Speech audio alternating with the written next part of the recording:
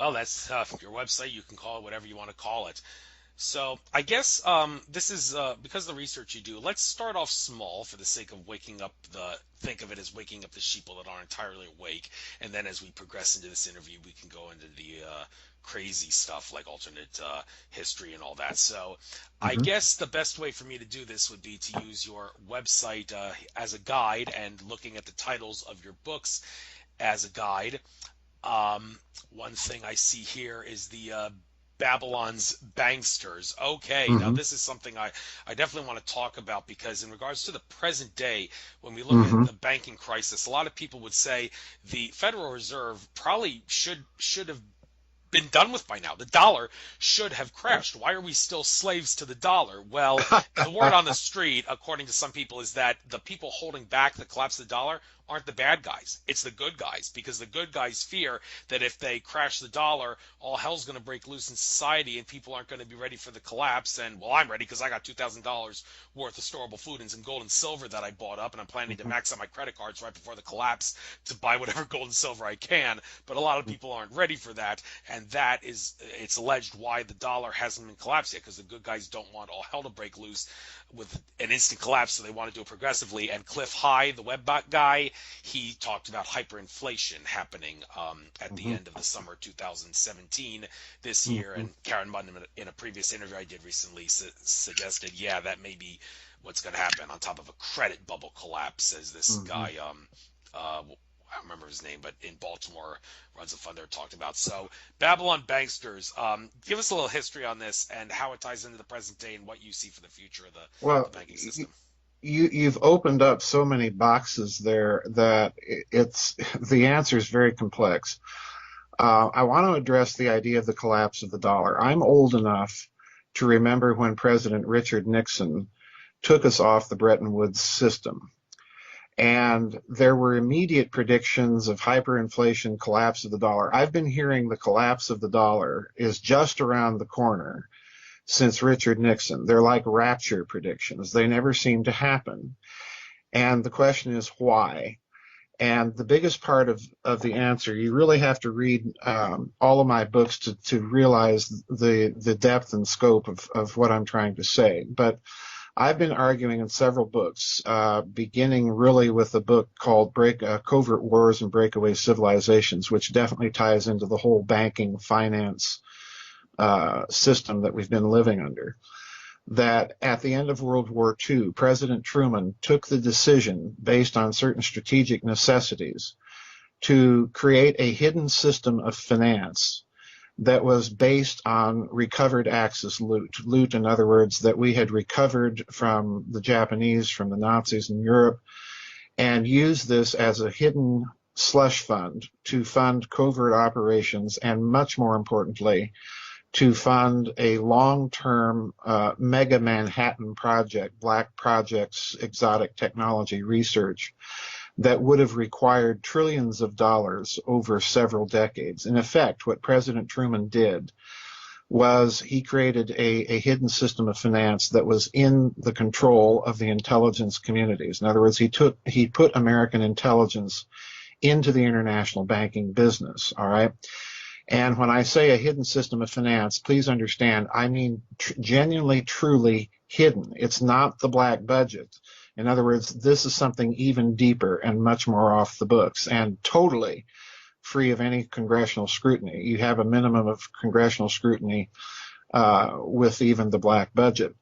Now, in terms of financial analysis, and Catherine Austin Fitts and I have discussed this question many, many times publicly. In terms of financial analysis, what this means is that financial analysis or economic analysis that concentrates only on the picture of public finance is really committing what in law would be called a material omission. If you're a financial advisor, you have to make sure that you're not omitting any relevant facts or data that can influence the decision-making processes of potential investors. Well, in point of fact, what the financial analysis are doing is they're overlooking this vast hidden system of finance. So in other words, any model that they propose without considering the trillions of dollars sloshing around in that system are proposing a model that is, in our estimation, really looking at about 50% of the picture. So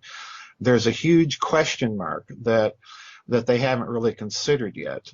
So that would be my response to that problem.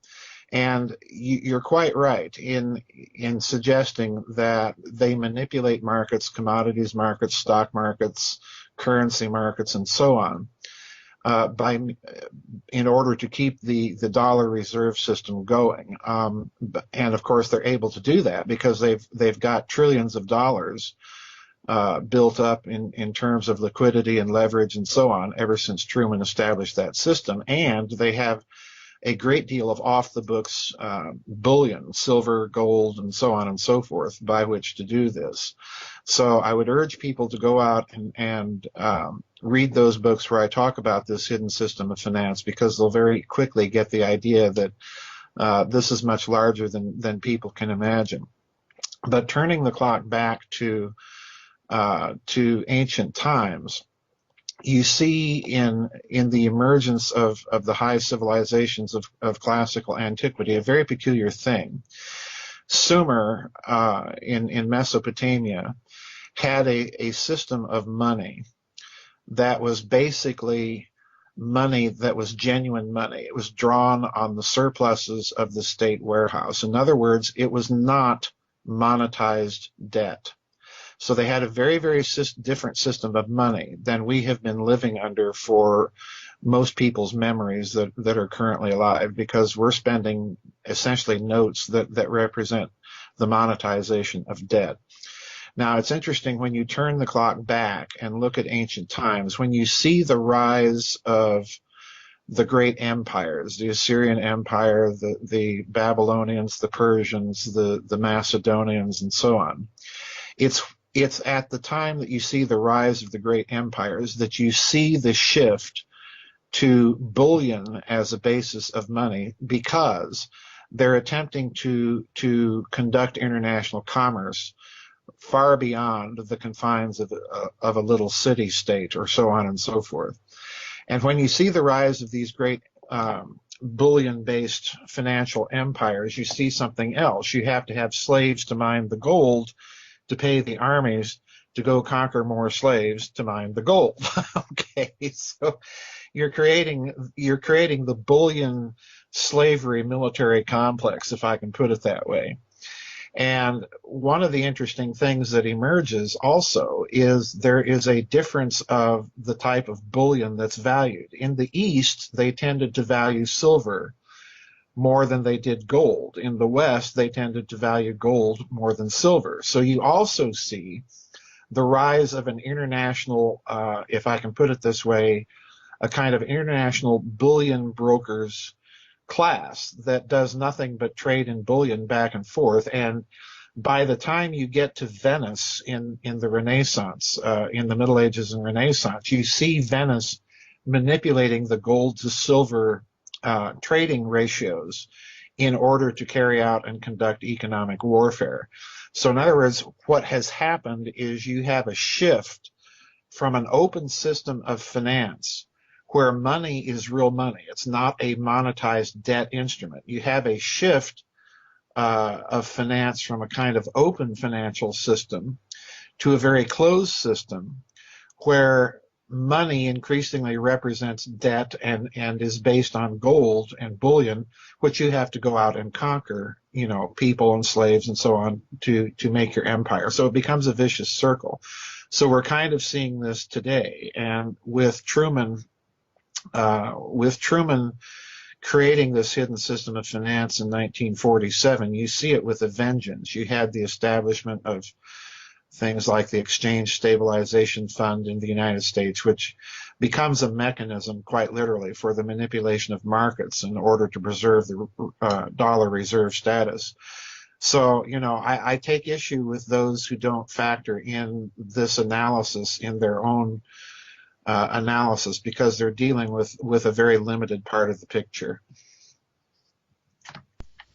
Thank you. And Switching gears to another issue, you have a lot of things here regarding Nazis and Germany and World War II Right, related stuff, right. and well, rightfully so, because we got the rise of the Fourth Reich here in America, as Jim Mars liked to call it, and after World War II, the Germans didn't really lose. The only reason they lost, I had to put lost in quotes, is because the bankers manipulating both sides decided to make it happen that way. Hitler and a lot of Germans escaped and came to Argentina and America, and the space war was a war between whose German scientists had the best country had the best German scientists, basically. And it's interesting you put Roswell in here, suggesting Hmm. it may have. I think of Aldebaran as the thing with connections to the Reich, but not Roswell. So I'm interested to see what you have to say about that. And yeah, so I guess, well, yeah, start off with that. Well, why do you say Roswell and the Reich and not Aldebaran and the Reich? Well, your mention of Aldebaran refers to a channeling session that actually occurred after, or pardon me, during World War One, and then it was continued on. There was a German psychic by the name of Maria Orsic that claimed to have been in contact with alien intelligences based in the Aldebaran system and channeled, supposedly the story goes, she channeled all sorts of high technology. And once again, we have the meme that, humans can invent nothing. ET has to tell us everything. I absolutely reject those stories for the simple reason that you don't need to go to them to understand the types of high technology research and theoretical physics that the Nazis were trying to develop. You can go to the engineering and physics papers that appeared, some of them that appeared in the interwar period, and see very clearly that there was a conceptual development within physics that would have allowed, if a country wanted to invest significant money in looking into it, would have allowed the development of some very exotic technologies. One paper in particular that I point out in my books is a paper by a genius Hungarian Jewish electrical engineer by the name of Gabriel Kron, Kron. He wrote a paper in 1935 about the anomalies that electrical engineers were noticing in large networked electrical systems. And he pointed out in this paper that you could take the tensor calculus, the type of mathematics that Albert Einstein used in formulating the general theory of relativity, and use it to explain these anomalies that engineers would see in these large networked electrical systems. Now, what that sounds very complicated, but to put it into plain English, what Krohn is really saying is you can take that higher dimensional mathematics and use it to explain every electrical circuit as a higher dimensional machine. And once you put it that way, then you realize that what he's really talking about is you can bring all of this unified field theory papers and theory that the scientists were putting forward in the interwar period right down here on the laboratory bench with 1930s technology and engineer it. And once you've said that, then you've also said, well, we have the technology, if we develop the theory sufficiently, to engineer the fabric of space-time itself. So when Krohn publishes this paper, he wins a prize at the University of Liège in Belgium. And when he does so, instantly, all publication inside the Third Reich on unified field theory and all of this stuff stops. It ceases completely. In other words, in my opinion, it goes deeply black. They developed a number of experiments into some of this physics, the most famous of which I think was the so-called Nazi bell, which I spent a great deal of time in my books trying to, so to speak, reverse engineer based on some of the clues and hints that other researchers have found. Now, you ask about Roswell. In a nutshell, what I think Roswell was it was the crash of some exotic technology that very clearly if you examine what Roswell researchers themselves say and the documents that they point to argue their case, one of the most famous of which is the Air Force Intelligence Collection Memorandum that was issued by the Air Force Director of Intelligence, General Shulgin, within a couple of months after Roswell. And it's very clear when you read this intelligence memorandum, even in the kind of doctored version that ufologists prefer to use, if you read it even in that doctored version, what you encounter is the Air Force is concerned about the UFO problem because they're violating our most sensitive airspace with impunity. But what you also see is they're outlining technologies that were clearly developed in the Third Reich during the war. And in addition to this, General Shulgin wants to know where the Horton brothers are. The Horton brothers were German engineers that designed and built those flying wings. And here's the Air Force general after Roswell wondering, making it a priority for U.S. Air Force intelligence to find out where the heck the Horton brothers are and what are they up to. So in other words, there's something about this technology that looks German, all right? And I can tell you where the Horton brothers are. They're in Argentina. they're designing some very interesting stuff for Juan Perón. So in other words, I think to be very short about this, Andrew, I think that Nazism survived the war. And when I say survived the war, I don't mean that you have a bunch of Nazis wearing grass skirts hiding out in grass huts in the Amazon jungle. I mean an organized effort with a lot of financial backing, with scientists continuing to do their exotic technology research after the war, using that fund of money that they have, and relying on their intelligence networks that also survived the war to keep everything, going and keep security around it. So in other words, you're dealing with a kind of post-war extraterritorial Nazi state using its host countries to carry on its research. So in a nutshell, I think what happened at Roswell, and again, I wish we had time to go into detail because I know you're probably going to get all sorts of flack from people. But I think what crashed at Roswell was something that came out of this post-war Nazi effort. It was not extraterrestrial. And that also rationalizes the response of the U.S. Air Force because, my word, we've got something from an enemy that we supposedly defeated a couple years ago flying around in our skies. What do? Well, we hit the panic button and we try to cover up the potential origin of it by first putting out flying saucer stories and then putting out weather balloon stories. But so yeah, I think that I think you're dealing with a very huge story here, and that's really why the Air Force reacted as it did.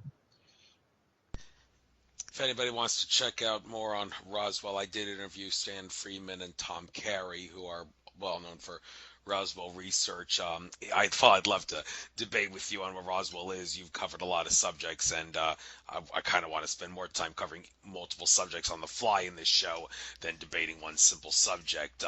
But people do their research on Roswell and see if they can come up with any conclusions about what it is or what it was not. But anyway, you mentioned Einstein and his relativity theory.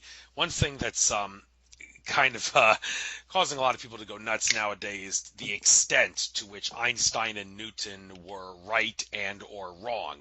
And what I mean by that is, of course, if you were to ask, well, actually, I had Ted Maher on a show once when he claimed to be channeling Einstein, and Einstein said, I want you to forget about the research I did and move on to like the stuff that is talked about now because my work is like didn't expand consciousness enough. It was contained by the speed of light, and if you realize your infinite consciousness, then you know that the speed of light is definitely not a barrier. But also with Isaac Newton, if people to hear people say nowadays Newton was wrong about gravity and his laws and all that. Well, if there's anybody that would find that to be quite disturbing, it would have to be, among others, 9/11 truthers. 9/11 truthers are always using Newton's laws to show that the official story of 9/11 cannot be true. But then you hear, okay, Newton was wrong, so what's going on here? Well, I think the simple answer to this, and I'm going to ask whether or not you agree or disagree with this, is that it's not that Einstein and Newton were wrong; they were right. It's just that their consciousness was not expanded enough. And in regards to saying 9/11 truthers are wrong because Newton was wrong, no, we're in a matrix where Newton's laws are widely viewed as being the way things work.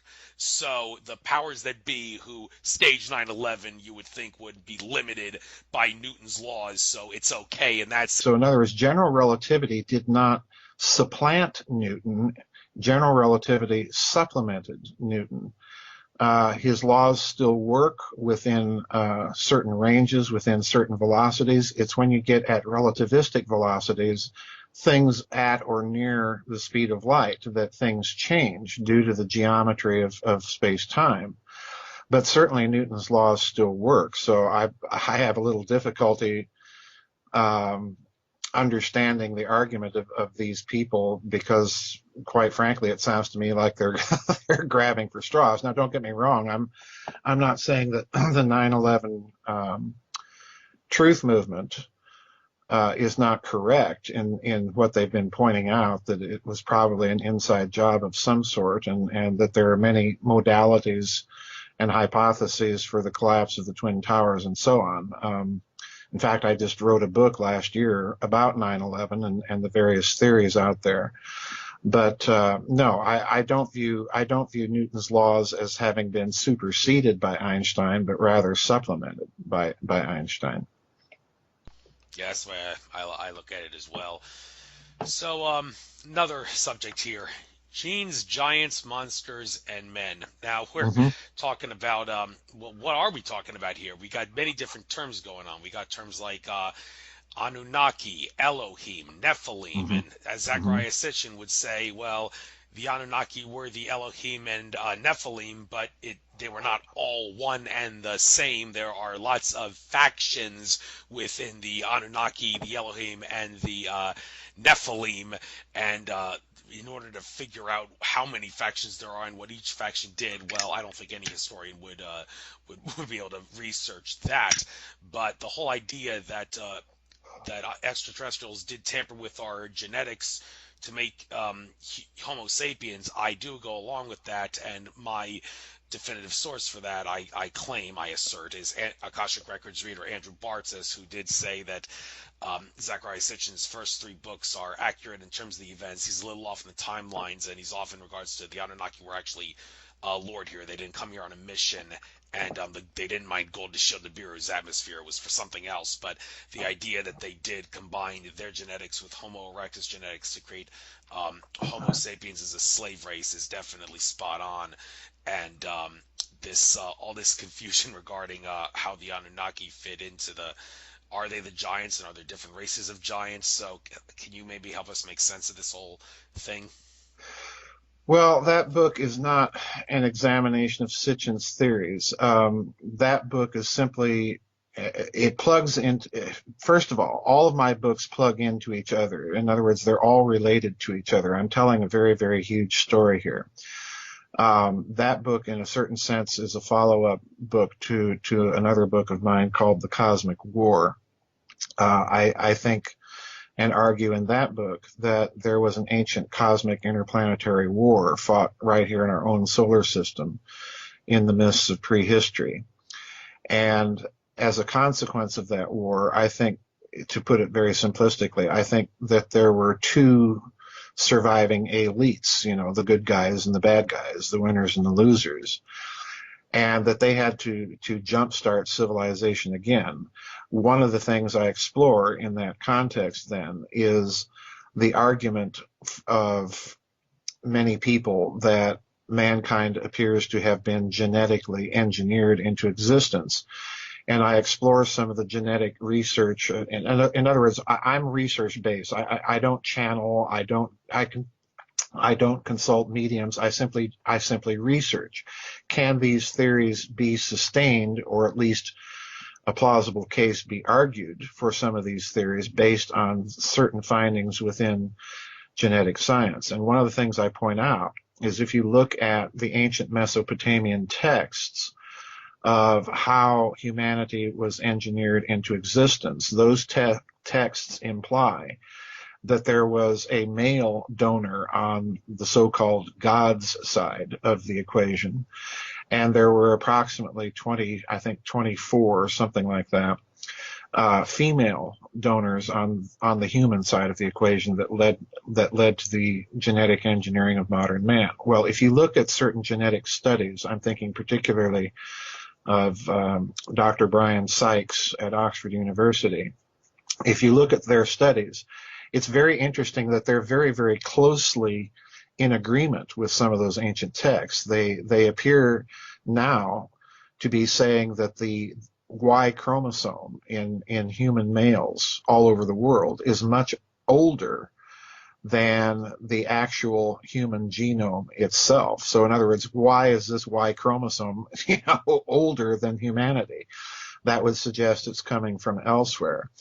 And they even go so far as to kind of track the female haplogroups, the mitochondrial DNA in mankind, to about 23, I think it was 23, 25, something like that, different genetic haplogroups or subtypes, if you will. And again, that squares remarkably closely to some of those ancient Mesopotamian texts. So I'm trying to argue the case that, all right, let's look at all these theories out there in the alternative research community and see if there's any sort of scientific correspondence. That's really kind of what that book is about. Thank you. People are more than welcome to read it. By the way, are your books available in public libraries? Some libraries have carried them. I don't track my books. It's impossible for me to do that. But I have had people say that they have seen some of my books in libraries, or had their local libraries order them. Okay. I know some of Jim Marr's books are in public libraries, and he said it's because librarians are waking up. It's not because they're just put in there and the powers that be aren't concerned because nobody reads anymore. No, it's because he asserts the librarians are waking up. So all librarians out there, please try to put some of these books in there. That being said, let's turn back the clock and see how it ties into the present day here. LBJ and the conspiracy to kill Kennedy. Don't really want to get too much into the whole conspiracy to kill Kennedy and what actually happened. But the reason I bring this up is because a lot of Trump supporters can't help but worry that Trump is going to suffer the same fate. And in regards to whether or not you should or should not support Trump, here's all the research I've done point to these facts. Donald Trump, he's not an Illuminati insider. However, that does not mean the Illuminati does not have some influence over him. I mean, you have to ask, how can someone of that great wealth not have any connections to the Illuminati? Well, he was born with a silver spoon in his mouth. His father helped with that, and his father had connections to the Freemasons. 32nd degree Freemason, whose name I'm not willing to divulge, did tell me that. And, Trump, some other guy who interviewed Alfred Weber, said Trump does have a slight reptilian soul. Make of that whatever you will, but he's not establishment in the sense that he will take orders from them, but he still is influenced by them, because you really can't go into a den of vipers like he has and not have them influence you in some way. But will it come to the point where they will actually say, you do what we tell you to do, or we're going to murder you and your wife and kids? Is that understood? And Trump, being the big egoed windbag that he is, he's not going to give in to them that easily, and he's sure to carry on and keep doing what he's doing. But I mentioned during the news before getting you on that a lot of these executive orders he's signing, they may seem anti-globalist, but the president of the United States is not supposed to have any more authority than Congress, which itself is limited by the 18 enumerated powers in the federal Constitution. And if it's not Commerce Clause related, stay the hell out of the several states. And some of Trump's executive orders, if they apply outside the executive branch and give orders outside the executive branch, then they are not legal, regardless of how anti-globalist they are. So, do you think that Trump may become the next Kennedy, and what do you think about Trump in general? Well, that's an interesting question. I do view American political and cultural history in a very long arc, and I have tended to view the Trump presidency as kind of the ending of that arc that began with JFK. Trump, and again, I've said this for several years when it became clear that there was a possibility that Trump might run. As far as I'm concerned, and I've discussed this a lot of times in different interviews, particularly with Catherine Austin Fitts, that Trump, to me, is a deep state candidate, just like Hillary Clinton was. However, the factions of the deep state backing him are very, very different than the factions of the deep state that backed her.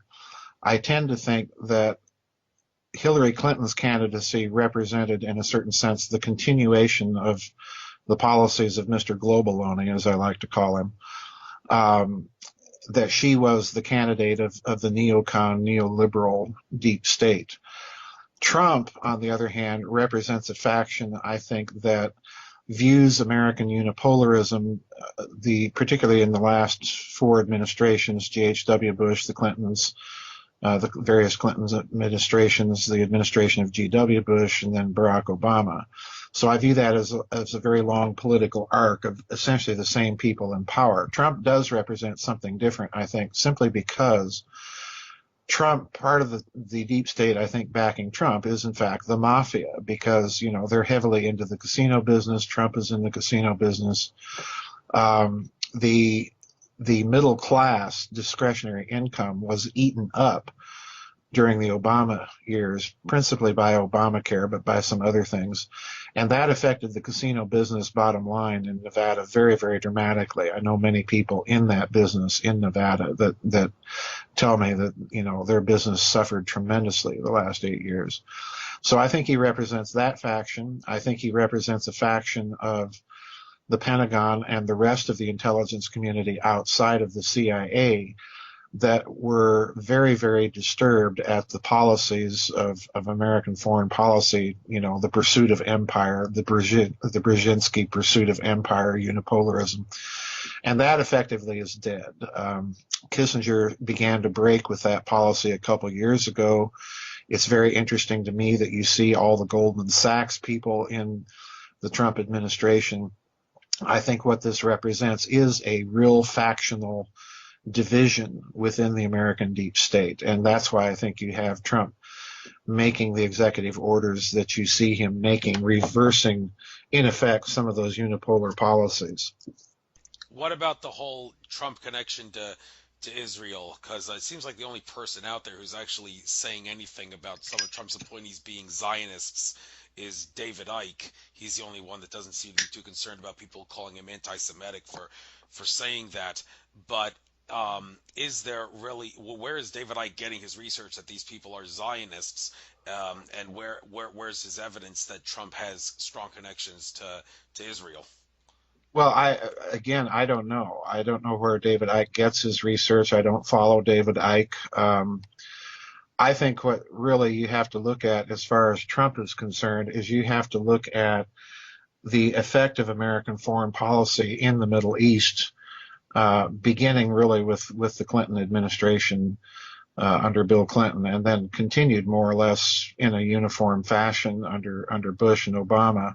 The Middle East is aflame. Our unipolarism is losing our allies and support from our allies. And I think Trump is simply, in a certain sense, trying to roll the clock back in that respect. Israel is basically our only firm ally in that region of the world, Saudi Arabia as well. So I think in a certain sense, Trump is trying to roll the clock back. Yes, and speaking of rolling the clock back, I'm interested to know, of all the research you've done in regards to technology and far out technology that's not in the public arena. One area of technology that I want to talk about for a moment, since we're on the subject of Trump, is time travel. And what does this have to do with Trump? Well, Back to the Future movies. Biff Tannen. Is it an accident that he looks just like Donald Trump, and the movie in the future is set to our time period of the future? Also, for a little icing on the cake, they also showed the Chicago Cubs win the World Series for the first time in 108 years, which happened this past November, shortly before Trump became president. Now, Alfred Weber has been asserting that this is an example of DARPA's time travel program, which Andrew Basiago was in, knowing that Trump was going to be president and the Cubs would win the World Series in the future, and they had connections to the Back to the Future movies and people in Hollywood who put this in the movies as a form of soft disclosure. And this, they are not based on anything other than people telling stories. There is no attempt with those people to document or argue a physics case that these technologies might exist. So I simply do not go to any scenario where we're relying on movies to explain the Trump presidency. I'm sorry, I just don't. Fair enough. If that's your way of doing research, I fully respect that. Moving on to some other things, cosmic war. You talked about wars Mm-hmm. in the ancient past that's not talked about in our history books. Many people think of the Orion Wars as a cosmic war, and the George Lucas. He was no fool. Mm-hmm. His movies. George Cavazos, I believe, once said that a lot of the scenes that you've seen in the Star Wars movies, the fight scenes that were very, very similar to the kind of fight scenes that you saw um, in the Orion Wars, and some of the aliens that you see in the Mos Eisley spaceport in the Episode 4 New Hope scene. That's what actual extraterrestrials look like, and they put them in there as a form of disclosure of some sort. So, in regards to a sort of war, what kind of war are you talking about? The Orion Wars or some other wars too? Well, first of all, I don't know what the Orion Wars are. What are you referring to? Well, the Orion Wars said to have happened many billions of years ago, in which malevolent groups from the Orion star system, I believe, invaded Lyra, and where the human race originally came from, and that resulted in Mm-hmm. spreading out, going out through all different points of space. There were many different groups involved, not just Draco reptilians and Greys, but other Mm-hmm. groups as well.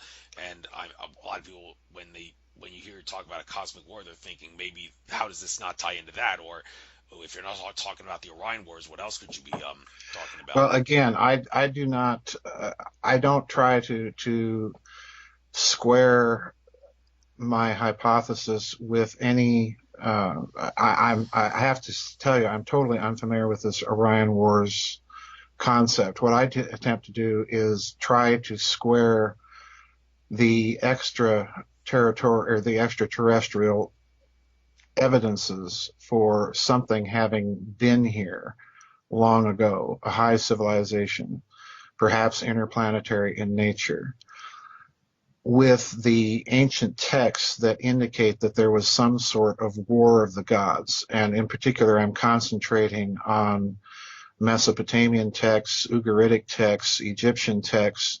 We have the Greco-Roman tradition of the war of the giants, Kronos, which is the Greek word for Saturn, for the planet Saturn, and square these traditions with the evidences that we see on Mars, on the moon, and in some other celestial bodies in the solar system that are, to my mind, strong indicators that such a high civilization did exist. My point of departure in that book is a book by the former U.S. naval astronomer, the late Dr. Tom Van Flandern, that revived the 19th and 18th century astronomical hypotheses when they discovered the first asteroids, that the asteroid belt was in fact the remains of an exploded planet. And he explores that hypothesis in his book, Dark Matter, Missing Planets and New Comets. And a very important book if you want to get into the cosmic war hypothesis from the standpoint of modern science, because Dr. Van Flandern writes in that book that this planet probably exploded. And then he tries to propose several mechanisms for what caused that planet to explode. And of course, he proposes various naturalistic mechanisms, that there was some sort of natural fission reactor in the center of the planet that went critical and the planet blew up. He's not satisfied with that because he knows that fission probably wouldn't produce enough energy to blow up a planet. So then he proposes an antimatter-matter reaction. You know, we had a bunch of antimatter that managed to collect itself together and for some reason was contained, and then the containment broke down, the planet blew up. And of course, that's really not a good model if you stop and think about the matter-antimatter anisotropy in the universe. So then he finally comes around to the idea that, okay, maybe the planet was blown up as part of a deliberate act. In other words, he's coming very close to saying war. More recently, Dr. John Brandenburg, Los Alamos plasma physicist, has noticed that there's too much trace element of xenon 129 in the Martian atmosphere, and that is only a product of nuclear explosions. This is very interesting. So there's an evidence that there were nuclear explosions, bombs, devices that went off on Mars, and again, that implies the idea of a war. So what I do in that book, I'm not interested in the latest ET theory or any of that. I'm simply examining the texts and what they say, and then comparing that to some scientific evidence. And what ends up as a result of that is, yes, I do think that there was an interplanetary war fought here in our own solar system eons ago, and fought with very sophisticated technologies of mass destruction, one of which was used to blow up that planet. Oh yeah, and the whole thing with Sodom and Gomorrah, evidence for nuclear involvement here on planet Earth. So yeah, our ancients did have technology that is kept out of the text, and I could certainly go along with the idea that Mars may be a dead planet because there was some sort of a war on it. And in regards to the asteroid belt breaking up, people are welcome to believe what they want on that. There's a couple of theories. Sitchin poses a theory on that, and I know you don't get into ET contactees, but Brad Johnson, Channels of Dronus, I had him on my show. He talked about how the planet Maldek was what the asteroid belt is now. It was a planet, Maldek, which is bigger than Earth. But a lot of stuff that's not easy to prove through science.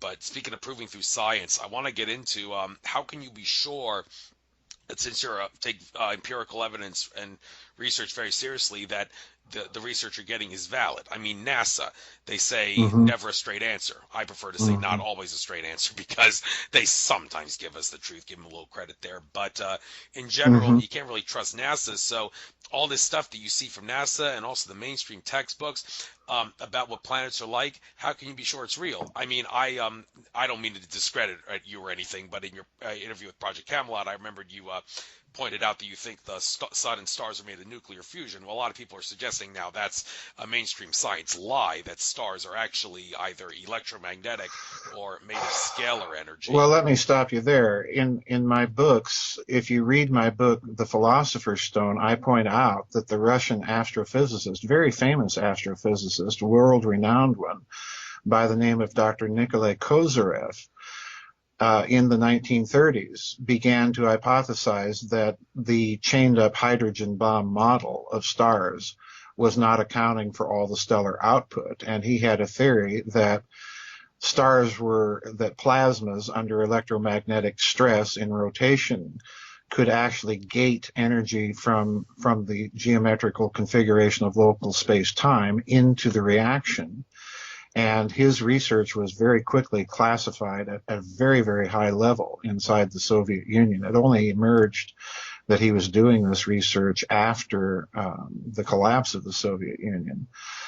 So again, I'm not opposed to the idea that stars have some other energy source. In fact, if you read my books, a lot of the thinking, I think, behind the Nazi bell was very, very similar to Dr. Kozyrev. So, yeah, I have no problem with that idea at all.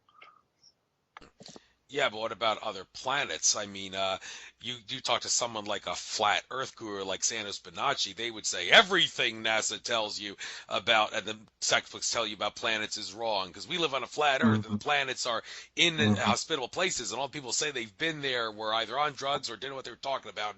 And I'm thinking, oh, come on, where does this stuff come from? And Well, with respect to the epistemological question that you're asking, how do you know if you can trust NASA? If you read the books, what I try and do is create very complex textual and contextual arguments. You would look at various things that NASA has put out, pictures and so on, and then ask the question, well, does this square with other physical evidence that we also know? And for example, Dr. Brandenburg's idea about Xenon 129 on Mars, the evidences that we have from not only just NASA, but from other space programs that have taken pictures of some things on celestial bodies that do raise the question that these things might have been artificial structures long ago. And you compare that with text and so on.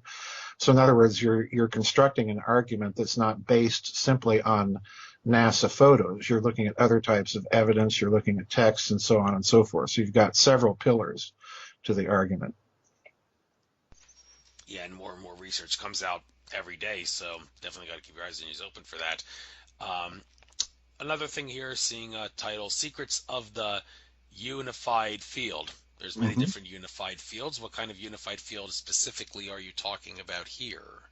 Well, again, I'm talking about the interwar research where physicists were coming up with hyperdimensional mathematical theories in order to unify the electromagnetic field with gravity. And if you look at the geometries of the two different types of fields, the Einsteinian model of gravity is essentially a space warp. It's a spherical space warp. Think of a bowling ball put on the surface of a trampoline.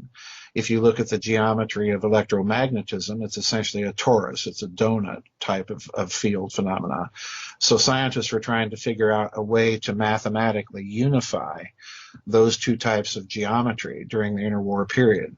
Now, they were not going after what a modern physicist would call a grand unified field theory. In other words, the unification of electromagnetism, gravity, and the strong and weak nuclear forces. They were simply concerned with unifying electromagnetism and gravity. Modern physicists will tell you that those interwar attempts to create unified field theories were therefore unsuccessful because they did not account for or include the strong and weak forces in their theories. But the problem is that a theory does not need to be complete in order to be engineerable. And this is what I point out in that book. What you're dealing with those unified field theories that come out in the 1920s and 30s, particularly with Gabriel Krone's paper added into the mix, where he's talking precisely the same thing and also saying, hey, we're already doing this in electrical circuits. In other words, every electrical circuit has some sort of hyperdimensional aspect to it that is potentially capable, therefore, of unifying electromagnetism and gravity. So those unified field theories back in the 20s and 30s, while incomplete from a theoretical standpoint, doesn't necessarily mean that they're unengineerable. And this is what I think happens. That's what that book is about. Thank you, thank you. And the Grid of the Gods. There's a co-author here, Dr. Scott D. DeHart. Right. Is this the grid that's the of all the ley lines on the Earth, or is this a different grid? Well, in a certain sense, it's the ley line grid, but I don't approach the subject simply from that point of view. I'm trying to approach it from the standpoint that if you create a set of standing waves within the planet itself, you're going to have vector transmissions that converge at certain nodal points where there is no vector transmission, but you're going to have a great deal of infolded scalar energy at that particular point. And I think that the world grid, to a certain extent, in ancient times was laid out on that basis, that they understood something that we really don't, about planetary physics that we're beginning to. In other words, all of my books examining these ideas attempt to put them into a context where we attempt to understand a lost science, a lost physics based on the science that we have available. Thank you. And looking at another book here, Yahweh, the Two-Faced God, Theology, Terrorism, and Topology. Mm-hmm. Same co-author there, Dr. Scar D. DeHart. Mm-hmm. I have read a book that one of my previous guests, Dr. Reverend John Polk, he wrote a book called Yahweh is a Creator God, and I must say the evidence that he put in the book that I read was pretty compelling. That he is a quote unquote creator God who uses consciousness to create the reality that we are in, and we are of a lower consciousness to this higher dimensional density Yahweh God. So I guess the best question for me to ask you is, do you agree or disagree with that? And also tell us what this Two-Faced God book's all about. Well, agreeing or disagreeing with that, I'd have to read the book to answer that accurately.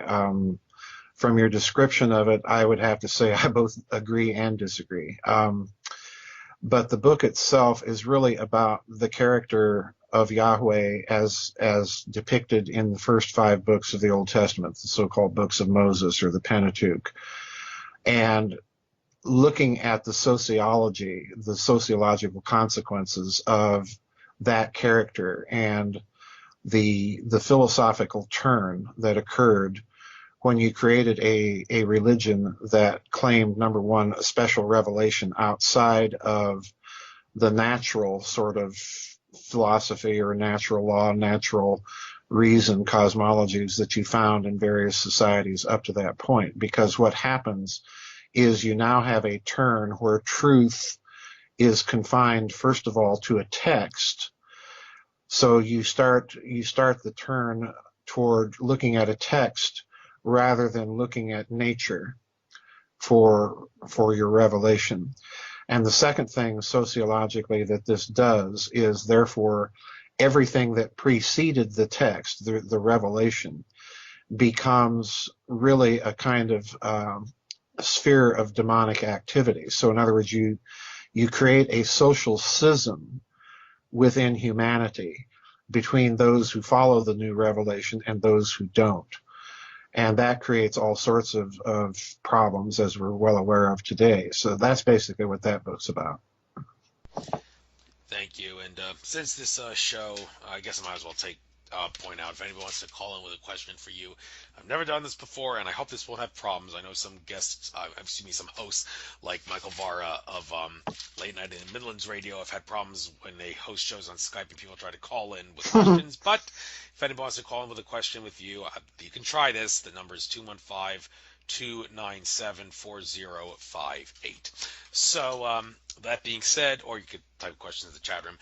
Want to carry on with some of these other subjects you talk about here. Transhumanism. You've written a couple books with this word, this inauspicious word in the title. Well, actually, I think you may. Interesting how you seem to have put the same book here twice, although the second time it doesn't contain the number 2012, and then maybe there was an updated version there. Perhaps you can clarify what that's all about. But also, there's Talk Radio for the Eyes, Transhumanism in Dialogue. Same co-author, Dr. Scar D. DeHart. Maybe I gotta contact this guy, see if I want to get him as a guest on the show. If he does work with you, I'm sure he's interesting. But transhumanism. This is this simply a case of like the robots have taken our jobs, or does it go a lot more deeper than that in regards to artificial intelligence? Transhumanism, you got the floor. I think it goes much deeper. We were very concerned when we started researching that book that what we were looking at is a movement that is profoundly, at its very deepest level, profoundly anti-human. And also that we were looking at a movement that, while it talks in terms of, science and technology and the merger of human life and science and technology, that we were really looking at a very, very old, very ancient cosmology that was disguised in the middle of the movement. Because if you look at the broad development of mankind in the broad esoteric tradition, you have at the top of the ladder, you have mankind or Adam as a kind of androgyne, a kind of masculine androgyne. And then from that, you have another Adam proceeding, another humanity that's mineral man.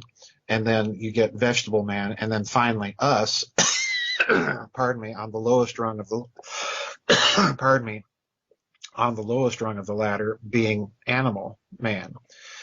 And that is kind of the cosmological ladder that alchemists would use to try and reascend back up the ladder to create the higher humanity or the higher consciousness, if you will.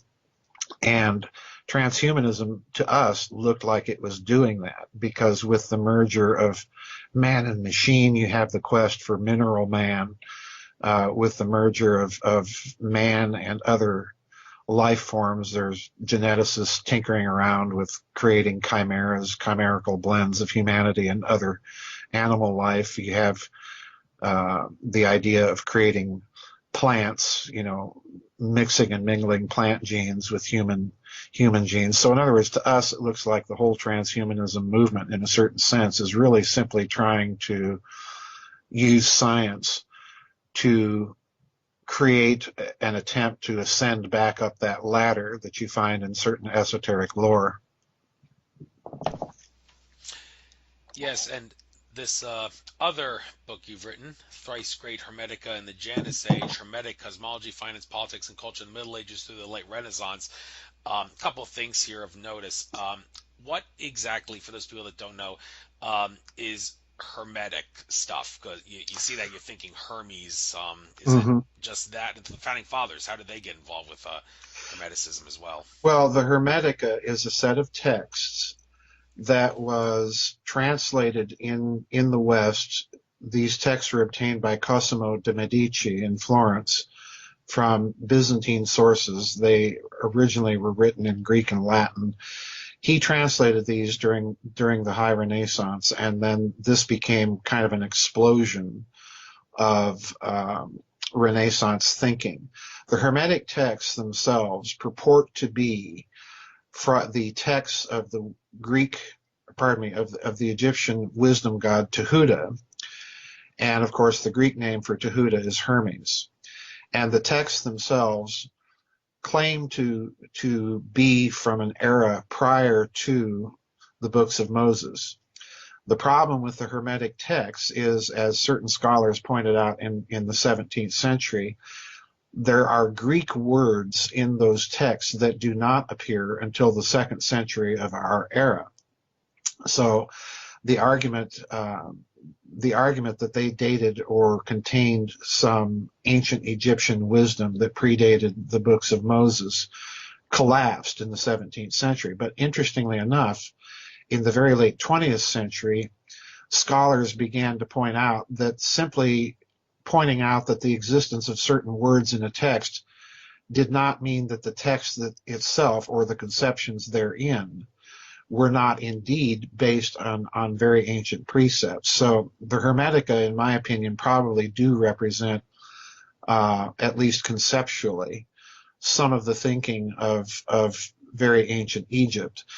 After all, they emerge in a context after Alexander the Great conquers Egypt and brings in a bunch of Greeks who attempt to adopt to the local Egyptian religion, and the Hermetic texts kind of come out of this process. So in other words, just because they contain Greek words that were not extant at a time that the texts themselves purport to be from, doesn't mean that the content of the text isn't ancient. I think they are. And you mentioned the Egyptian god. That god you mentioned, a lot of. Did you pronounce it Tahote? Tehuta. It's not Thoth? It's not Thoth. No, Really? it isn't. The ancient Egyptian language is very much like Hebrew. You have to supply vowels in between the consonants. So the actual proper pronunciation is something like either Tahota or Tehuta. Learn something new every day. Okay. And also the rest of this book title You mentioned the Middle Ages and the Hmm. Renaissance. A lot of people would see that like, well, why would I care about this? That's in the ancient times. Why would I need to worry about that? We're not in the Middle Ages or the Renaissance anymore. Well, they say those that don't learn history are doomed to repeat it. And is this one of those cases? Are there things from the Middle Ages and the Renaissance that you think people should be aware of nowadays? Well, obviously, I do think people need to be aware of it. In point of fact, most of the institutions that we take for granted, contracts, our jurisprudence, the idea of a nation state, and so on and so forth, most of these concepts arose during the Middle Ages. So, in other words, you cannot understand our current Western civilization without understanding their basis. I mean, that's just the most basic part of it. You certainly can't understand Western civilization without understanding its three conceptual roots. The Judaic roots with the idea of covenant and contract, the Christian roots with the idea of incarnate reason and harmony, which you can object to, the humanistic roots, where you have the idea of critique, as I said before, the idea of reason and critique. So, in other words, we've got three pillars, and the humanistic part of that uh, set of things that go to contribute and make up Western civilization, well, that emerges precisely during the Renaissance and precisely as a consequence of the influence of texts like the Hermetica. So, yeah, you have to understand these things if you really want to be informed about things. Well, folks, all the more reason to not say I don't care about it because it's history. Well, they say you should live. The consciousness people say you should try to live in the present. Don't worry about the past. Don't be concerned about the future. Well, yes, but at the same time, try to learn from it because if you don't learn from it, that's flat out stupidity. And with that being said, switching gears to kind of an outlier subject here. Rotten to the Common Core public schooling standardized tests and the Hmm. surveillance state. Okay, it seems kind of out of place that you would put surveillance state in there, but I'm sure it's not. I mean, well, surveillance state is not out of place because they're every place. They're surveilling everything, and it was even before the Telecommunications Act of 1996 when they were spying. Of course, it's a lot more public now because of Snowden and Greenwald and Tom Drake and all the rest of those guys. But I'm interested to know why did you decide to put surveillance state in with public schooling? And I guess I'll give you the chance also here.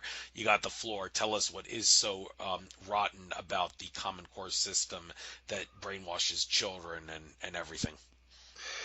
Well, again, you have to understand the details of what the progressives were attempting to do in the American education system.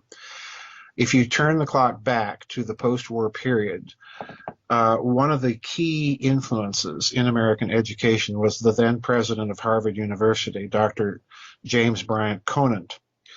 And he and his friend, Henry Chauncey, who founded the Educational Testing Service at Princeton, were trying to create a nationwide mechanism whereby they could identify so-called gifted people and give them special education. So in other words, the whole thing from the start was a huge data mining operation.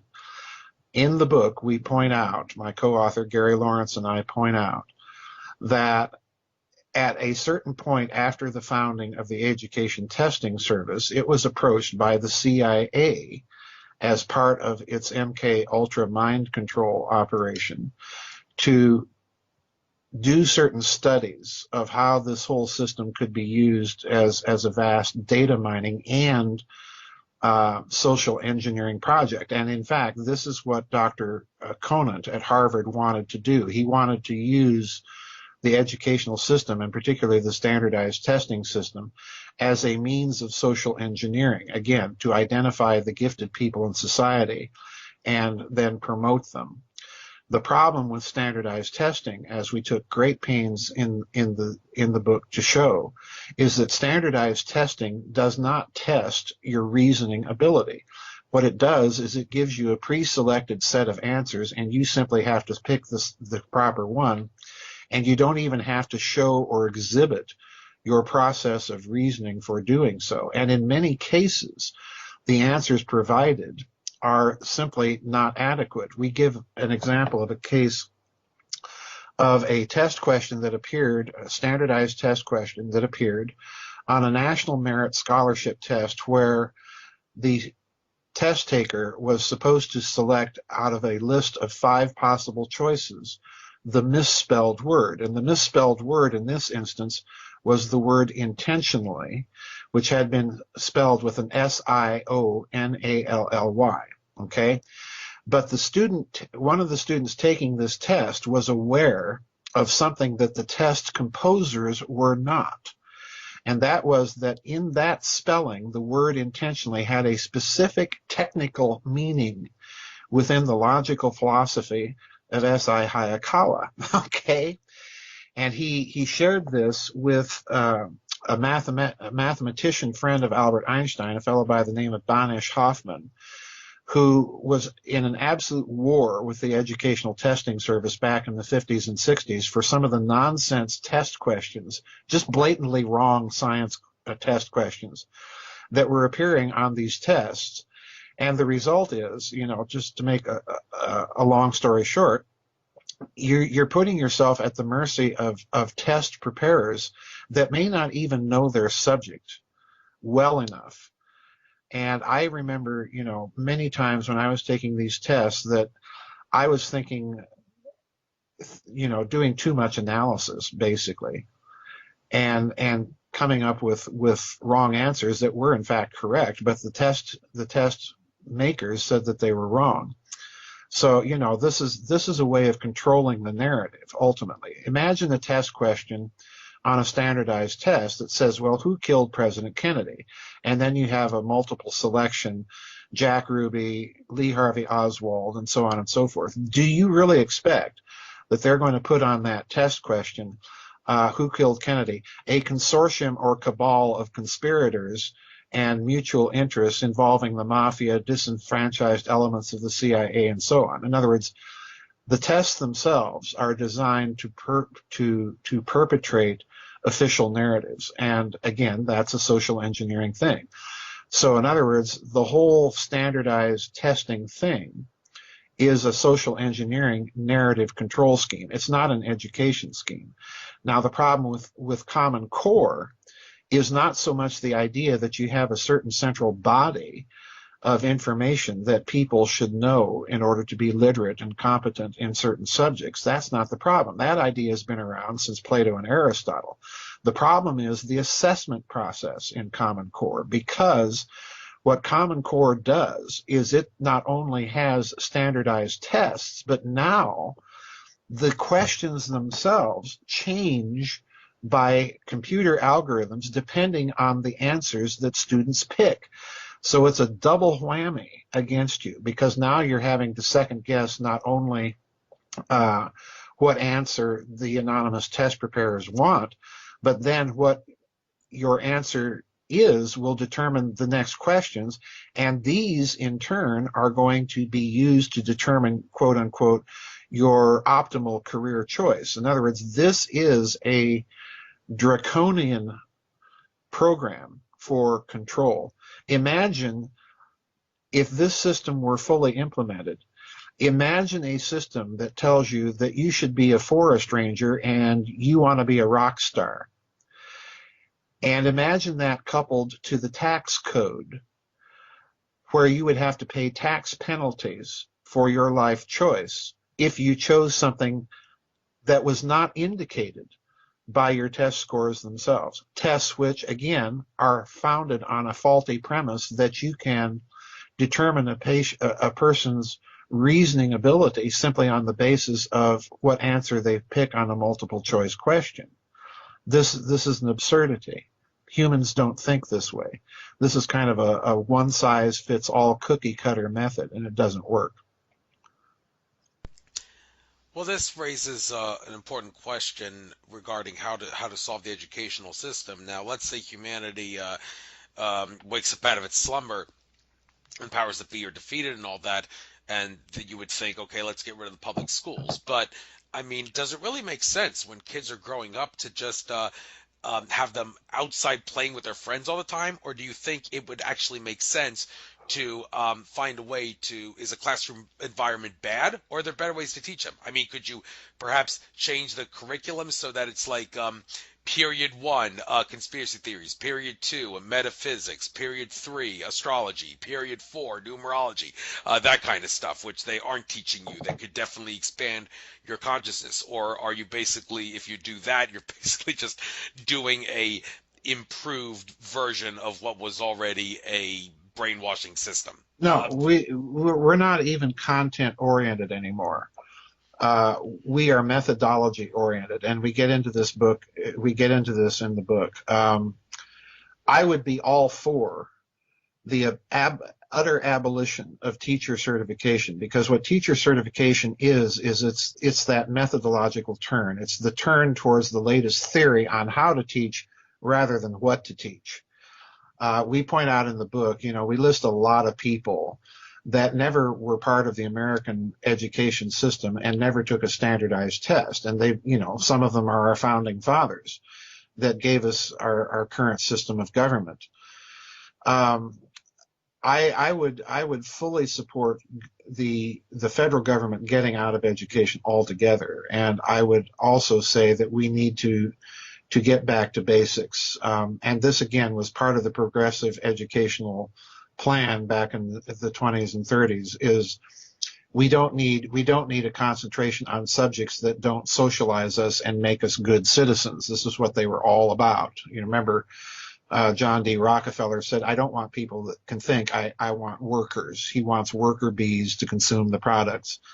I'd be all for a return to content. The basics: reading, writing, arithmetic, geology, history, foreign language, mathematics, and so on. I'd be all for that. It worked very well for several centuries until we got this system. Now we have people that cannot read, cannot write, cannot spell.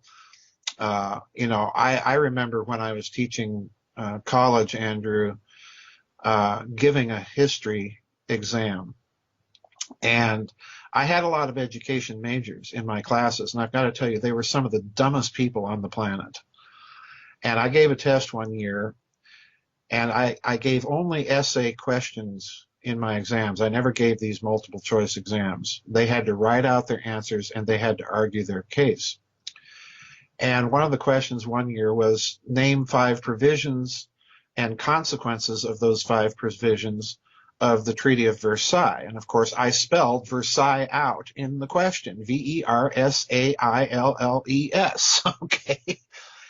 And the student, in responding in the answers, even misspelled Versailles when I spelled it correctly in the question. The student responded by spelling it Versigh, ver plus psi. Okay. So in other words, we have become that dumb. And of course, the answer that the student gave was couldn't even think of 5 things and sit down and name them and write them out. So in other words, the whole system is rotten to the core. It needs to be scrapped. I'm fully in agreement with John Taylor Gatto, the famous American teacher, that says you're not going to fix this system at the federal government level. You're not going to fix it by requiring more and more time that teachers have to spend in methodology classes rather than in the subject area that they're hired to teach. You're not going to fix it by throwing more money at it. This system doesn't work.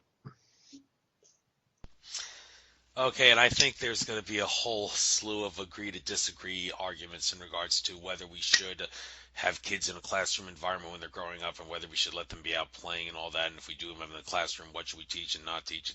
I don't know. Nobody's going to be able to agree on that. I'm not opposed to kids playing together. I'd rather see kids playing together than have their faces buried in their iPads, quite frankly, because we're also finding out that kids are not socializing properly as a result of the technology. They don't know how to socialize. They don't know how to listen. They don't know how to have conversations.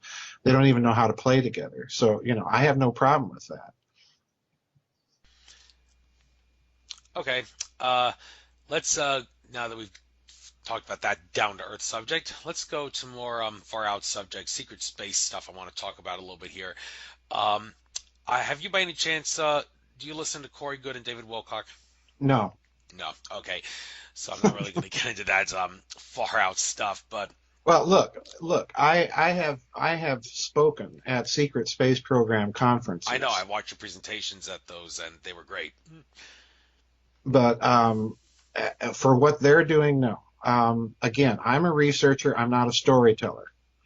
I'm not a whistleblower. Anybody can get in front of a camera and tell a story and tell, well, I was part of this secret declassified project. And even though there's no actual hard evidence for what I'm saying, I'm going to get out here and tell this story. I don't do that. I try to argue a case based on publicly known things. I've had lots of whistleblowers attempt to approach me and say, oh, I've got this information for you. And I simply refuse. I don't go there because ultimately all this does is it throws in a bunch of data into your data set that you cannot verify or prove one way or the other. I prefer to argue cases. People may not agree with the case that I argue. That's fine. But at least they're going to have reasons for disagreeing rather than I heard this person or that person. So I just don't go there. Okay, and this book, Covert Wars and Breakaway Civilizations, about the choice of words in the title, some might think it would make more sense to have called it Covert Wars and Breakaway Factions. Why would you Mm-hmm. choose to use the word civilizations instead of factions in regards to talking about the secret space program, celestial psyops, and hidden conflicts, as the subtitle of the book goes? Well, largely because the term breakaway civilizations was an observation that the ufologist Richard Dolan made in his books, The UFOs and the National Security State. And he made several very good observations about what would happen over time with enough money investigating exotic technologies. What you would effect end up with is a civilization that is a kind of breakaway civilization in that it would have technologies vastly in advance of the public sector. And because of that, it would have its own kind of culture of decision making, its own culture of social relationships and so on that would be somewhat different from the host countries in which they exist. So my focus was really on the idea of the concept of that kind of group of people. I certainly don't exclude the idea that it would have the same sort of things that you see in the public civilization, various factions vying for power or influence and so on and so forth. But it still constitutes a civilization in the proper sense.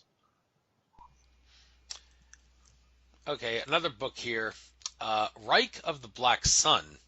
Mm-hmm. This Black Sun symbolism, that's a lot of people would associate that with Illuminati, but are you talking about general Illuminati, or is there actually No, specific factions regarding this? no, no. Again, read the book. It's a book about two things. Number one, the influence of esoteric doctrine and thinking in the types of physics that the Nazis were exploring during World War II. But it's set in the context of a revisionist history of the atomic bomb. Because after German reunification in 1989, I think the wall came down, and then the actual formal reunification was 91. So after this happens, what happened in the United States particularly, but also to a lesser extent in Great Britain, is a lot of, up to that point, highly classified files were declassified, and a lot of them particularly about the German atomic bomb project. And the reason I think that this happened was because with the reunification of Germany, all of those secret underground installations that were in the Soviet zone of occupation in that country would then become open to the public, and the Germans would go in there and start researching what was going on in these installations. And as a matter of fact, that actually happened in Germany. You had this explosion of researchers going into these installations, looking at these declassified papers and so on, and coming to the conclusion that the German atomic bomb was much, much further along than the post-war Allied legend would have us believe.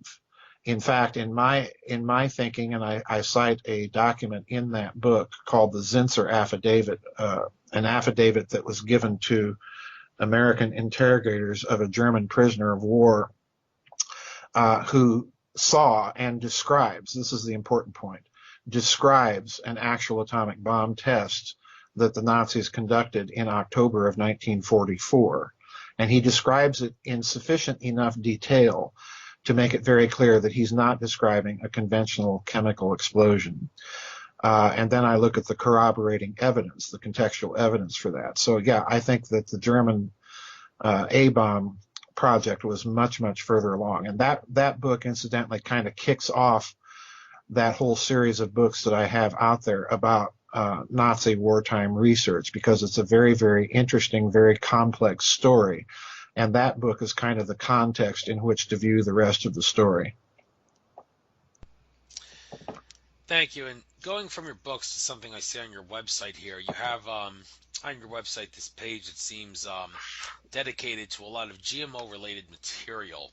Mm-hmm. And how do you see the future of this unfolding? I mean, is it a case where over the course of time there's going to be less GMOs in the foods to the point where after how many X amount of years, and well, I want to know what the X number may be, before every store, and not just Whole Foods, has foods on its shelves that are free of GMO? What do you see? Well, that's a good question. I do see the backlash against GMOs growing worldwide, and I think for very good reason. When you look at the history of their emergence in this country and then spreading from here around the world, this began, in fact, in the administration of George Herbert Walker Bush. What you see is the corporations that have promoted these products did not do sufficient intergenerational science as to their impact. And what we see now is there are increasing studies, most of them done independently from these corporations. France, there are a number of scientists in France that have done this. The University of Iowa did a study of GMO yields over time. And over time, the yields of the fields actually decrease and the expense goes up. So in other words, over time, they're not even as efficient as natural, heirloom foods. I think over time that this is eventually going to catch on. The only reason I think that it hasn't by now is that these corporations have used their power and their money and their influence and their lobby groups to put into place policies, essentially mercantilist policies that favor them. I think that's going to end. We already see Russia has banned GMOs altogether inside the Russian Federation, and in addition to this has passed very interesting laws that are going to launch intergenerational studies of the effects of GMOs. So I think Russia's actually playing a kind of GMO geopolitics here, and we see the opposition to it spreading to India. We've seen opposition to it in various countries in Europe, in Hungary, in France, in Poland, and so on. So I do think it's going to take some time. So I can't answer your question as to how many years that will be. But I do think eventually you're going to see significant pushback, because the bottom line here, Andrew, is it's just not a very efficient technology. It actually costs more and yields drop over time, at least if you accept the University of Iowa study. I also notice on this GMO page you have a couple of articles relating to bees. Yes. So what is the state of affairs in regards to the bee population? Is it actually improving, or is it still getting progressively worse? It's interesting you ask that. I have a friend that's a beekeeper, and he tells me it's kind of holding steady right now. But there are studies that do connect the use of glyphosate, which is the principal ingredient in Roundup that's used with GMO crops. There are studies out that do suggest a strong connection between that pesticide and so-called colony collapse disorder in the honeybee populations in the world. and not just honeybees, but also other kinds of pollinators as well, dragonflies and so on and so forth. Now, the interesting thing is they are coming up now with little miniature robotic insect drones that are programmed to pollinate. So, in other words, the response of the corporations is, oh, well, we don't need to be concerned about that because we can make our own artificial pollinators. Well, I'm sorry, I don't think mankind has sufficient wisdom to be tinkering around with a complex ecosphere like that. I just really don't. And again, they've done no intergenerational scientific study as to what the impact of these things might be. And that's really the problem with all of this. The so-called corporate science really is just science that's designed to bolster the findings of that affect the bottom line of the corporation. In other words, it's not really independent science at all. Okay, I'm looking at your homepage here on GizaDeathStar.com, your website, and article, What Did Chris Carter Know and When Did He Know It? Extra base pairs, something to do with DNA. Mm-hmm. So what's this all about? There's a lot of things about DNA that we don't know, but you're saying some guy named Chris Carter knew something that we should know about? Well, Chris Carter was of course the producer of the X-Files, Yeah, the television series, yeah, and Chris Carter. he had a episode in season one that was called the Erlenmeyer flask, where Mulder and Scully find this flask in a laboratory of a scientist who's apparently doing some weird genetic research. Scully takes it off to get it analyzed at a genetics laboratory at the University of Georgetown, and the doctor, the geneticist that comes back with the findings, tells her, oh, we found two extra base pairs. In other words, in addition to CTAG in the base pairs, there are two more. And the doctor proceeds to tell Scully these exist nowhere in nature and by definition, therefore, would have to be extraterrestrial. Now, I find that very interesting because recently scientists have synthesized two new base pairs. And that means now that the information that is contained in a potential genome has just been magnified exponentially. All right. Now the problem is, are they really base pairs? And as I point out in the article with the scientific papers, yes, these are real new synthesized base pairs. And the real question is, well, what are they doing this for? And my speculation is that they have to do it for one of two things. Number one, they want to increase the amount of information that DNA can hold and contain, which would dramatically expand, if you're talking about biological computers and so on, would dramatically expand computational capacity. And the other thing it might permit you to do is to incorporate elements within the genome that would make life much more easy to survive in prolonged outer space conditions.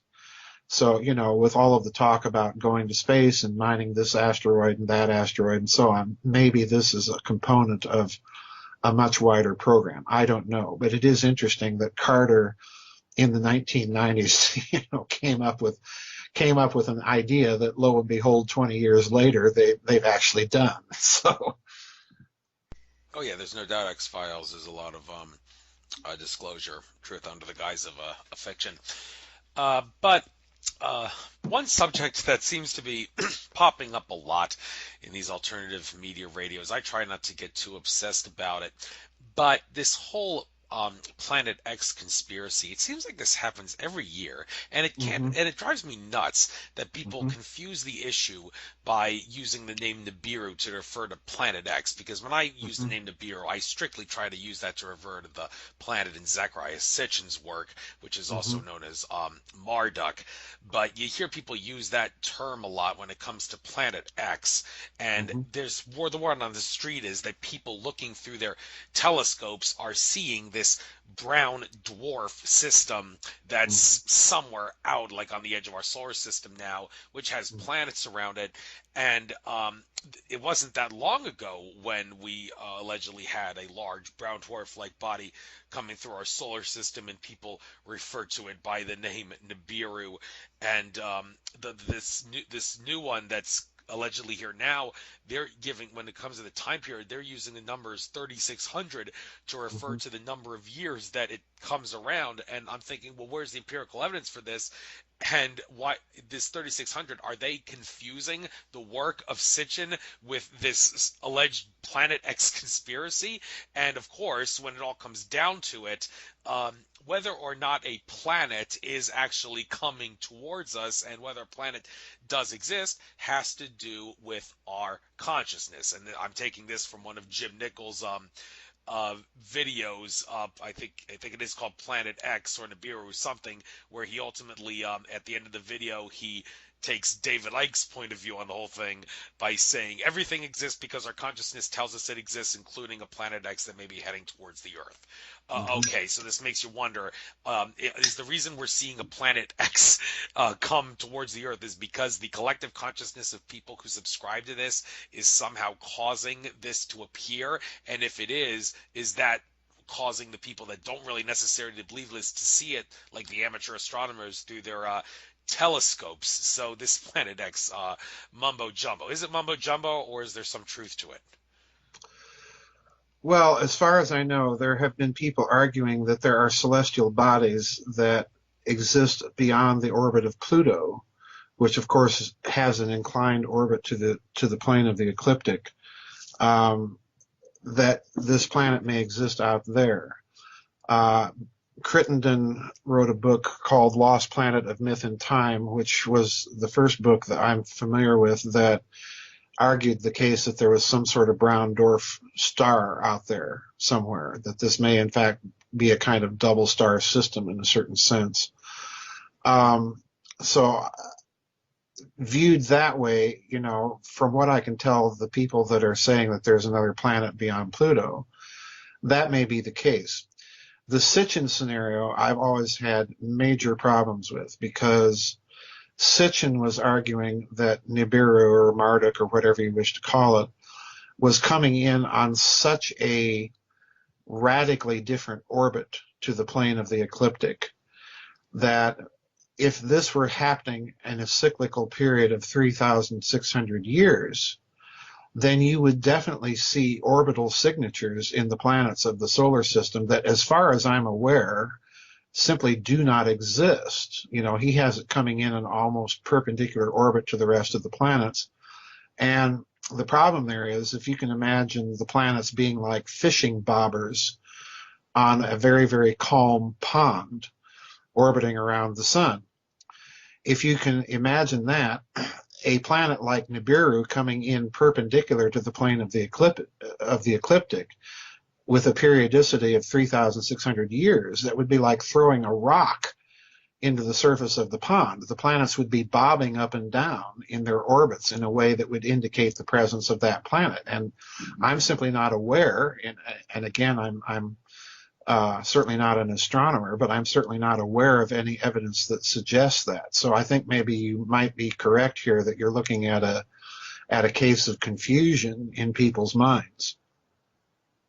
All right, but you raise a few interesting points there, like you have a problem with the trajectory of Nibiru possibly being true. Well, there's a couple things I want to point out just for the. I know you're really not into this stuff. For the listeners' sake, Mark Kimmel, ET contactee, did say at a recent conference that the planet Nibiru has self-destructed. It is no more. And also, um, Andrew Bartz is the Akashic Records that I mentioned earlier. He said that the planet Nibiru, unlike planet Earth, which functions on a unity consciousness drive, Nibiru functions on a dimensional drive. I don't know what really that means. You'd have to ask him, but that raises a whole new can of worms in regards to like the makeup of these planets. And also, Sitchin skeptics have said, how can life exist on a planet like Nibiru when it's so far from the sun? Well, I mean, I interviewed John Lear. He talked about how like stars, they're not nuclear fusion. They're all like they have electromagnetic web throughout the cosmos, and the planets like the stars transfer energy to the planets in some way, say, and also Tolek, I had him on my show. He said Nibiru has its own interior energy system that, because it's a different consciousness drive, like Bartz has said, it functions differently. It's a whole crazy subject that would require people to research it, and I don't really know if anybody can truly get all the answers to how this works. However, you did point out that one problem you've had with is the orbit of Nibiru, where it comes in like between the orbit of Jupiter and Mars. However, some people have asserted that the solar system, it actually doesn't look like what we look like. There is an alternative view of the solar system, and that it looks like a spiraling traffic cone. Picture a traffic cone on the ground. Put a ball on the top of the traffic cone representing the sun. Draw a straight line down from the ball to the ground through the middle of the traffic cone, and you can put balls around the traffic cone going down from the top to the bottom. Envision those balls around the traffic cone as planets. Those as the planets in the solar system. Those planets are not orbiting the sun. They are orbiting the line that goes down the center of the traffic cone, while the sun is traveling through space at tremendous velocity. The planets are orbiting the line I pointed out, so it kind of looks like a spiraling, corkscrewing traffic cone. That's what some assert is what the solar system actually looks like. And if that's the case, then you wonder, okay, then what does, if Nibiru, as Sitchin says, exists, then its orbit can't possibly look like what he says. It has to be something completely different. So this idea that the solar system, because the sun is moving through space at tremendous velocity with the planets traveling behind it, not orbiting the sun, do you think there could be some truth to that alternate view of the solar system shaped that way? Well, even if it's shaped that way, Nibiru would still, in the model, be coming in at a perpendicular angle to this line. You're still going to get, in other words, you're still going to get gravity signatures that would still resemble the bobbers on the pond. So again, that doesn't solve the dilemma. All it does is obfuscate it, but it doesn't solve it. Okay, and a lot of people hear you mention that the gravity of the planet would affect it. Well, what is gravity? Have you looked at this whole idea of, like some people say, like George Kavaslis have said, the gravity is the law of attraction, but I've heard Teal Swan say gravity is like the law of attraction, but it's not. Okay, so you got two different points of schools of thought there regarding what gravity is and what it is not. And mainstream science, I'm really confused about what when they say they're looking for a particle called the graviton. Well, wait a minute. Mainstream science asserts that gravity, it's not a force. It's a fabric of curves formed by the bending and warping of space-time by objects that have mass. Wait a minute. If it's just a bending and warping of space-time, what makes you think there would be a particle associated with that? So I don't know where they get that idea. So a lot of people have confusion what gravity actually is. Has mainstream science lied to us all this time? Well, wow, that's a lot of questions. Mainstream science, as you know, has been in the quest for trying to unify the physics of the very large, in other words, general relativity, with the physics of the very small. And this is the fundamental problem in modern science. You do have the predictions of graviton, you've got Einstein's idea of space-time curvature, and it's very, very difficult to get the two together because the mathematical models of the geometries of these things are very different things. But with that said, you have to remember that in quantum mechanics, these particles that they're dealing with are really, if you really stop and think about it, these particles that they're dealing with are nothing but packets of mathematical information. So in other words, I think you're going to see developing in physics, it's already underway if you consult certain areas in physics, you're going to see the idea that information theory is going to come to the fore in modern physics, and it's going to completely change the picture eventually. We don't have any Einsteins right now that can unify all this. That's the problem. So I stick for the moment with the fundamental insight of Einstein that geometry itself is a fundamental component of the way that the universe is structured and the way that it's made. Because what is it? Geometry is mathematical information. So in a certain deep philosophical sense, he's not really all that opposed to some of the findings of recent quantum mechanics. You're still dealing with mathematical information. Right, right. And all right, we got about 6 minutes left. We can go a little past 8 if you need to finish a thought, but just for the sake of all those people who have lousy attention spans, let's try to keep this to a 2 hour interview. So I think we might as well conclude with what we see in store for the possibility of disclosure and all that. I mean, I interviewed ET contactee Ray Kusalanic, who claims that his contacts are saying 2017 will be the year that our ET brothers and sisters come and reveal themselves. I mean, if that's true, then a lot of people would raise a few eyebrows in that and say, well, that's not good, because if they show themselves, it's going to be Orson Welles' War of the Worlds radio broadcast all over again. You're going to have chaos in the streets. People are going to go nuts because people can't handle the truth. And even when they hear that these ETs are good, they're still going to go crazy, and they're going to go extra crazy when they find out that reptilian aliens who wanted to eat humanity have been on Earth all this time. So this whole idea that the disclosure is, well, the government's never going to do it if they know it's good for them, and they're not going to do it if they know it's good for society, because humanity's going to go nuts and ballistic. So is there any truth to that idea? And if so, how do you see disclosure happening now or anytime in the foreseeable future? Well, I'm not on the disclosure bandwagon. To me, this is like trying to predict the rapture, which is not even a correct doctrine to begin with. I've seen these predictions, and I'm just not interested in them. I would tell people that if they really want to follow disclosure, what they need to be looking at are all of the stories coming out that over the past few years, and beginning as a slow trickle and kind of now increasing to a kind of a steady little flow. They need to look at stories concerning new energy technologies. They need to be following very carefully this whole idea of mining space. They need to be tracking NASA's experiments, not only with the EM drive, but also the warp drive experiments of Dr. Sonny White in NASA. They need to be looking at the fusion technologies coming online.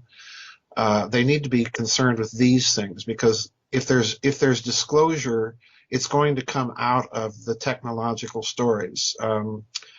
The other kind of disclosure that they've been talking about for decades, it's going to be next year. It's, all of this, it just does not interest me. It's a case of this pastor or that pastor, having God tell them that the rapture is going to be next year. I've been hearing it for so long.